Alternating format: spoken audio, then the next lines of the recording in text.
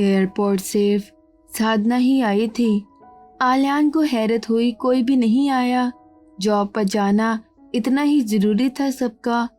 जब वो घर आए तो आलियान मुस्कुरा दिया। शटल कॉक की सामने की दीवार पर छोटी बड़ी रंग बिरंगी पर्चियां जगह जगह चिपकी थीं और उन पर नोट लिखे थे। दोनों मिलकर नोट पढ़ने लगे और जरा गौर न किया कि साधना लेडी महर को लेकर किचन डोर से अंदर चली गई है।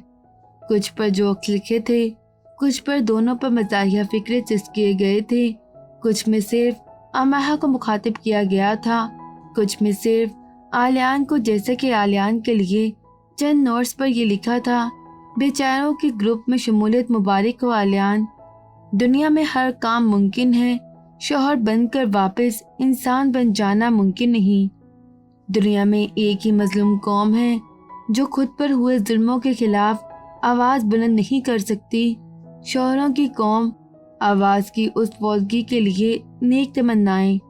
अमरहा के लिए एक नोट पर लिखा था, हमारे पास अब 2 ऑप्शन हैं, मैनचेस्टर से निकल जाएं या मैनचेस्टर में रहकर अमरहा को भुगत लें। हम सबका मुश्तरका ख्याल है, सिर्फ पहला ऑप्शन ही काबिल कबूल है। काफी देर तक हंसते रहने के बाद दोनों अंदर की तरफ लपके। दरवाजे पर हाथ रखा ही था कि वो ऐसे खुल गया जैसे अंदर से धक्का दिया गया था। Golf ball, popcorn, bubbler, colour balls के टनों ढेर ने दोनों को किसी सुनामी तूफान की वजनी और ताकतवर लहर की तरफ आ लिया और वो उसमें दब गए और उसी में दबे रहे और उनके हाथों, पैरों, मुंह, सर और न जाने कहां कहां कलर बॉल्स मुख्तलिफ रंगों में अपने नक्श छोड़ गईं, मतलब उन्हें जोकर बना गईं। दोनों ने उस ढेर में से सर निकाला और एकदम से शटलकॉक के ऊपर नीचे के कोने खुदरों से एक फौज निकल कर नमूदार हुई और एक जबान चिल्लाई, सरप्राइज। कैसा अच्छा सरप्राइज था ना। कार्ल, वीरा, साई सब आगे खड़े थे।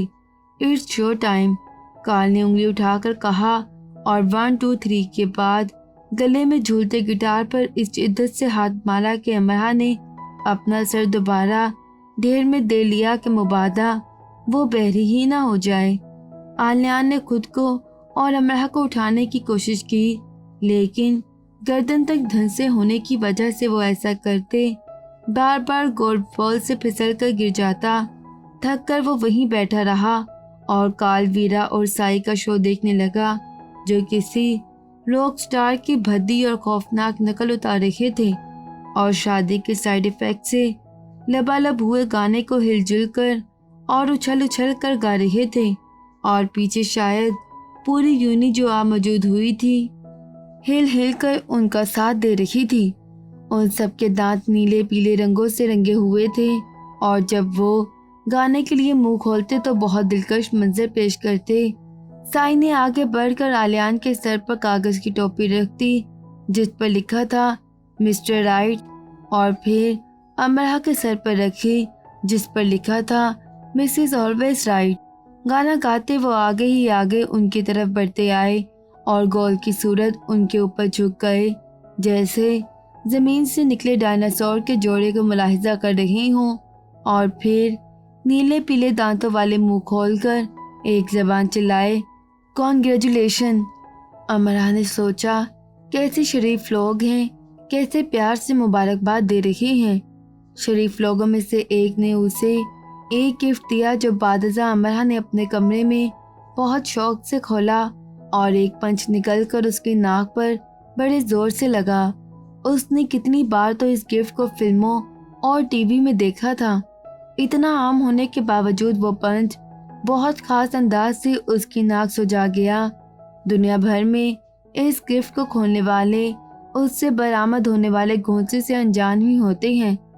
अंदर एक ही नोट लिखा था, मेरी तरफ से पहला तोहफा, ये याद दिलाने के लिए कि मैं बदलने वाला नहीं हूँ। हाँ, वो कैसे भूल सकती है कि वो बदलने वाला नहीं है। एक तोहफा आलियान भी कार्ल के लिए लाया था। लाहौर की सैर करते वो इत्तेफाक से एक ऐसी दुकान के सामने से गुजरा जहाँ खालिस देसी और रवायती सामान रखा था। उस खालिस सामान में से आलियान ने कार्ल के लिए क्या लिया? हुक्का, जी, उसने दुकानदार से हुक्के को इस्तेमाल करने का तरीका मालूम किया और खरीद कर ले आया। तुम सिगरेट बहुत पीते हो ना? ये डैड है सिगरेट का। सिर्फ डैड ही उठा लाए, मॉम, ग्रैंडमा, ग्रैंडपा नहीं लाए? नहीं, वो अगली बार जाऊंगा तो लाऊंगा। मैं देख रहा हूँ कि तुम्हारी ज़बान ने चलने में काफ़ी रफ्तार पकड़ ली है। अच्छा, सुना है कि तुम एमा के घर कोई कार्रवाई करने गए थे और उसके कुत्ते से जा मिले। जिस रफ्तार से तुम भागे, देखने वालों ने उस रफ्तार की दाद दी। साई, जो उन दोनों के करीब ही बैठा था, उठकर खड़ा हो गया। मेरा ख्याल है तुम ये समझ ही चुके हो अब के जानवर तुम्हारे धोखे में आने वाले नहीं और वो तुमसे डरने वाले भी नहीं। काल ने उछलकर साई की गर्दन दबोच ली। साई, पूरी यूनी में एक तुम्हें मैंने बच्चा समझकर छोड़ा हुआ था। तुमने साबित कर दिया कि तुम बड़े हो गए हो अब। साई हंसने लगा। खुदा के लिए मुझे तंग करो, मैं तुम सबका बाप बने रहने से तंग आ चुका हूँ। फिक्र न करो, मैं मुस्तकबिल में तुम्हारा बाप बना रह सकता हूँ। बाप कार्ल ने बच्चे साई को दोनों हाथों से उठाकर सर से बुलंद कर दिया। साई चीखें मारने लगा। आलियान साई की मदद को लपका। आलियान को उन्हें डिनर करवाने ले जाना था और आलियान जानता था खास तौर पर कार्ल उसकी जेब पर किस कदर भारी पड़ने वाला है। दूसरी तरफ अमरहा वीरा साधना एन को डिनर के लिए ले जा चुकी थी। जिंदगी इस मामूल पर आने लगी जिससे वो हटी हुई थी। आलियान सुबह उसे शटलकॉक से अपनी साइकिल पर बिठा लेता। कभी वो वीरा के साथ साइकिल पर होती, कभी वो 3 या 4 अपनी अपनी साइकिलों पर होते। जब वो आलियान की साइकिल के पीछे होती तो वो उसे एक लंबे चक्कर के बाद यूं ही उतारता और कार्ल उन्हें देख लेता तो उनकी साइकिल से अपनी साइकिल चकराता, उन्हें गिराता, हाथ लहराता आगे निकल जाता। उसका मानना था कि अमरहा ने ब्राजीला में ऐसी बहादुरी का मुजाहिरा किया और ऐसे जख्म खाए कि अब ये छोटे मोटे जख्म उसके लिए कोई मायने ही नहीं रखते और ऐसे छोटे मोटे जख्म से अक्सर लग भी जाएं तो क्या फर्क पड़ता है। रात को जॉब से वापसी के बाद और अपने हॉल जाने से पहले वो उसके कमरे की खिड़की तक आता और कुछ देर ठहर कर चला जाता। वो सीटी पर नई नई धुनें बजाने लगा था और बहराना चमक ने मुस्तकिल उसकी आंखों में बसेरा कर लिया था। अब वो साइकिल को गोल गोल दायरों में घुमाता था और उस दायरे के अंदर अमरहा को खड़ा कर लेता था। अब इसकी ज़रूरत नहीं रही थी कि वो यूनी में उसके पीछे पीछे रहे, क्योंकि अब वो उसके साथ रहता था और अब ये सवाल कि क्लास के बाद वो कहाँ मिल सकता है का जवाब अमरहा के साथ भी पुराना सा हो चुका था। आलियान ने अपने सारे गुमशुदा एहसास पा लिए और उसने बड़े जामे अंदाज से खुद को इकट्ठा कर लिया। वलीदुल बशर ने एक और बार फिर कोशिश की थी उसे अपने काम लाने की और इस बार उसने भड़के बिना बहुत आराम से उसके जहन में ये नशीन कर दिया कि ऐसा होना मुमकिन नहीं। मामा मार्केट की सारी डायरियां उसने अमरहा को दे दी कि वो उन्हें पढ़ ले और जान ले कि उसकी माँ कैसी खातून थी। वो कैसी खातून थी कि जानने के लिए अमरहा को डायरी पढ़ने की ज़रूरत बिलाशुबा नहीं थी। आलियान की ज़ात में उनकी शख्सियत बहुत अच्छे से नुमायां हो जाती थी, लेकिन उसने ये डायरियां इस नज़र से ज़रूर पढ़ी जिस नज़र से आलियान पढ़ता रहा होगा। मैनचेस्टर की सड़कों पर चहलकदमी करते, बारिश की फुहार से खुद को भगोते और किसी गुमनाम रेस्टोरेंट के अकेले पुरसकून गोशे में बैठकर कॉफ़ी या सूप पीते वो उसे अपने बचपन की बातें सुनाता। वो उससे बताता कि उसकी माँ देखने में कैसी थी और जब कभी वो मुस्कुरा देती थी तो अपने हुस्न को कैसे मुकम्मल करती थी।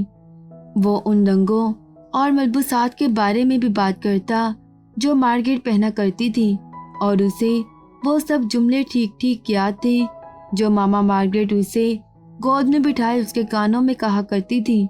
उन सब बातों को करते वो कम ही अफसुर्दा हुआ करता था, क्योंकि वो महसूस करता था कि वो पुरसकून होता जा रहा है। जिस बेचैनी ने उसके अंदर अपने पंजे गाड़ दिए थे वो निशान अब मिटने लगे हैं। ठीक है कि आज भी वो कॉफ़ी बनाकर उसे किचन में ही भूल आता है, ये सोचते सोचते कि अमरहा इस वक्त क्या कर रही होगी। वो उसे फ़ोन करता है, उससे बात करता है فون بند ہوتے ہی وہ پھر سوچنے لگتا ہے کہ اب امرہ کیا کر رہی ہوگی، اور کبھی کبھی وہ ہال میں اپنے کمرے میں سوتے ہوئے گھبرا کر اٹھ بیٹھتا ہے۔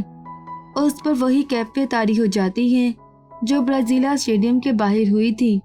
وہ صرف فون ہی نہیں کرنا چاہتا، وہ سائیکل بھگاتا، شٹل کاک آتا ہے اور امرہ کے کمرے کے دروازے میں کھڑے ہو کر اسے سکون سے سوتا دیکھ کر چلا جاتا ہے۔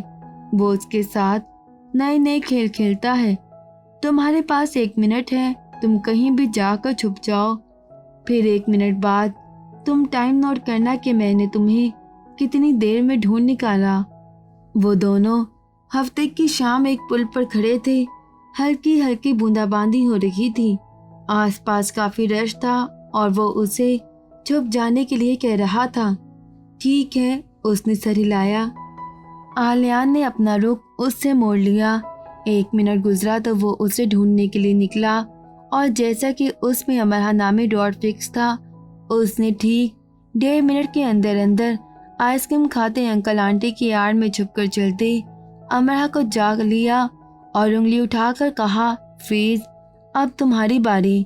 امرہ نے مسکرا کر کہا اور رخ موڑ لیا، اور 1 منٹ گزرا، وہ ذرا سا آگے ہوئی اور ٹھوکر کھا کر گر گئی۔ 15 سیکنڈز کے اندر اندر اس نے آلیان کو ڈھونڈ نکالا، کیونکہ آلیان خود بھاگتا ہوا اس کے پاس آ گیا۔ وہ سڑک پر گری کہہ لگا رہی تھی، کتنی بڑی ڈرامے باز ہو تم، چلو پھر سے کرو۔ وہ ساری بات سمجھ گیا، میں پھر گر جاؤں گی، تم پھر سے آؤ گے۔ اگر یہ ڈرامہ 100 بار ہوگا تو تم 100 بار اس جال میں آؤ گے، تمہیں ہر بار یہی لگے گا، او اس بار یہ سچ میں گر گئی۔ ہر بار تم اس جھوٹ میں آؤ گے، تم رہ ہی نہیں سکتے۔ امرہ کے کہکے بلند سے بلند ہوتے جا رہے تھے۔ آلیان نے غور سے امرہ کو دیکھا، تو تم نے کارل سے کلاسز لینا شروع کر دی؟ میں گئی تھی اس کے پاس، اس نے کہا ایڈمیشن بند ہو چکے ہیں۔ وہ اٹھ کھڑی ہوئی، اس نے ایڈمیشن بند ہونے کا کہا تھا یا تم انٹری ٹیسٹ میں فیل ہو گئی؟ آلیان نے جاندار کہکا لگایا۔ امرہ بھی ہنسنے لگی۔ آلیان نے چھپ جانے اور ڈھونڈ نکالنے کے اس کھیل کو کسی اور دن کے لیے اٹھا رکھا۔ اب وہ اسے اس خواب کے بارے میں بتانے لگا تھا جس میں پھولوں سے سجی کشتی ان دونوں کو بٹھائے پانی پر رواں تھی، اور اس نے سوچ لیا ہے وہ اس خواب کو حقیقت میں بدلنے کا وعدہ بھی اس سے کر لے گا۔ لیڈی مہر چند دن مورگن کے پاس جا کر رہ آئی تھی۔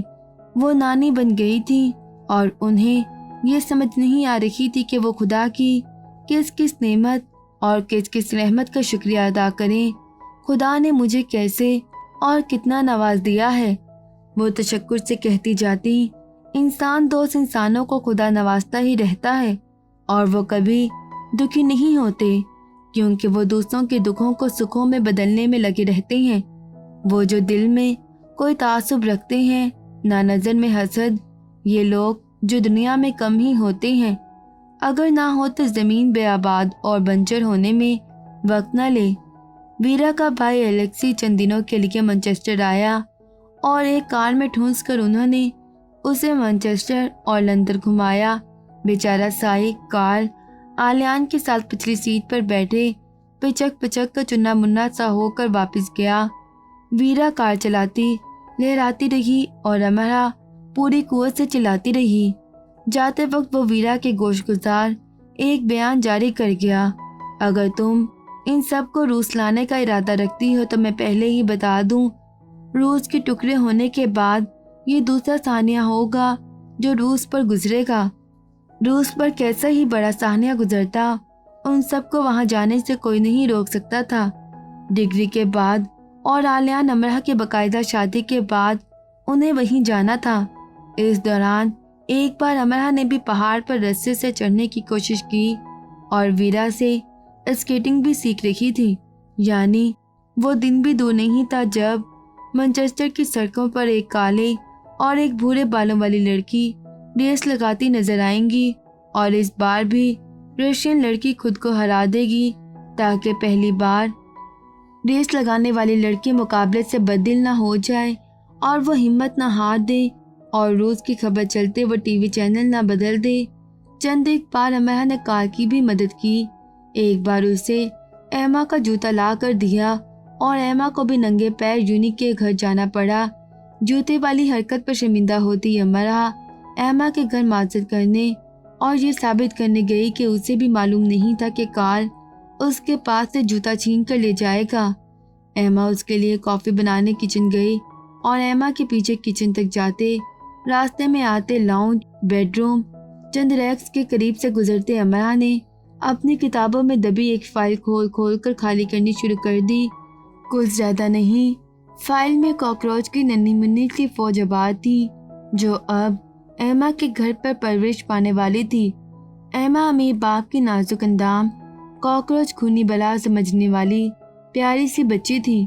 कुछ ज़्यादा नहीं हुआ, एमा का नर्वस ब्रेकडाउन होते होते रहा। कॉकरोच थे कि हर तरफ से निकलते ही आ रहे थे। इतने कॉकरोच तो उसके पूरे खानदान ने अपनी पूरी पैदाइशी और वफाती तारीख में नहीं देखे थे।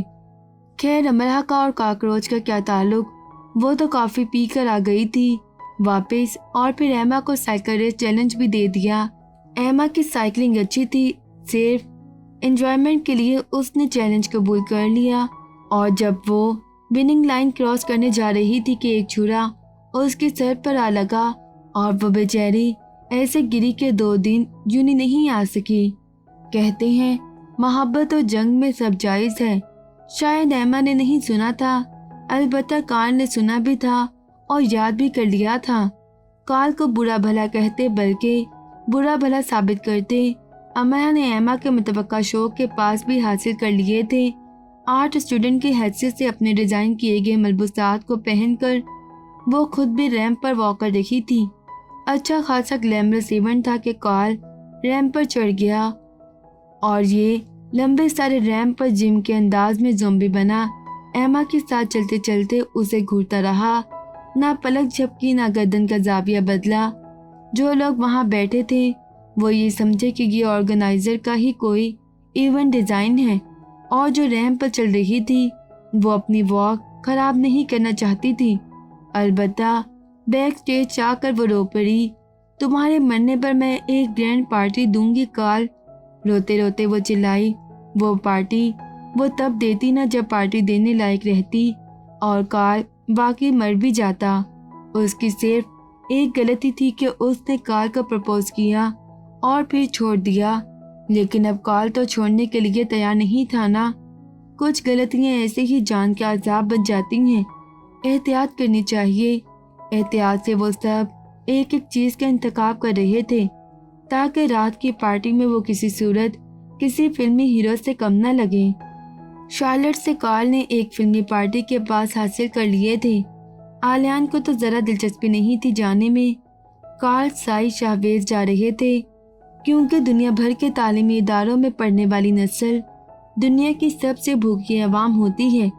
ये जितना खाती है उतनी ही और भूखी रहती है, जितना और खाती है उतनी और भूखी रह जाती है।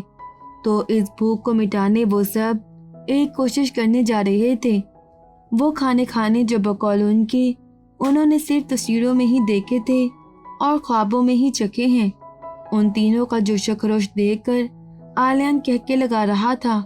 फिर शार्लेट आ गई और वो उसके साथ चहलकदमी करने लगा। मॉर्गन और वो चंद दिनों के लिए मामा महर के पास रहने आई थी।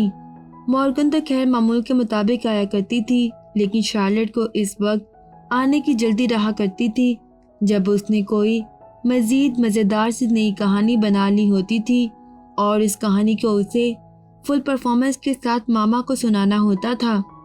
जाहिर है नई कहानी उसके पास आलियान और अमरा की थी। तो तुमने ब्राज़ीला में हज़ारों लोगों को फलांगा और कई लोगों को घूंस से मारे और कितने ही लोगों को उठा उठा कर फेंका। हाँ, ये कहानी मुझे अच्छी लगी थी। तुम्हारी शादी के दिन मैं सबको सुनाऊंगी। वैसे मामा को सुना चुकी हूँ मैं। ऐसा कुछ नहीं हुआ। वो हंस दिया। तो मॉर्गन ने ठीक कहा था, इस बार दुल्हा भागेगा। शार्लेट उसके निकाह से अब तक 50 बार ये कह चुकी थी। दरअसल उससे बात करते उसने बाय की जगह ये जुमला कहना शुरू कर दिया था, लेकिन कितना ही अच्छा होता अगर तुम ऐन शादी के वक्त भागते। کتنی حسرت ہے مجھے ایسے مناظر کو براہ راست دیکھنے کی۔ آخر حسرتیں جلدی پوری کیوں نہیں ہوتی؟ اگر ایسی چھوٹی چھوٹی خواہشیں بھی پوری نہ ہو تو کیا فائدہ زندگی کا؟ مجھے یقین ہے جارڈن نے ایک نفسیاتی معالج سے رابطہ کر لیا ہوگا۔ میرے لیے نہیں، خود اپنے لیے۔ ویسے تم نے ایک اچھا ہیرو ہونے کا ثبوت دیا۔ تم پارٹی میں جا رہی ہو؟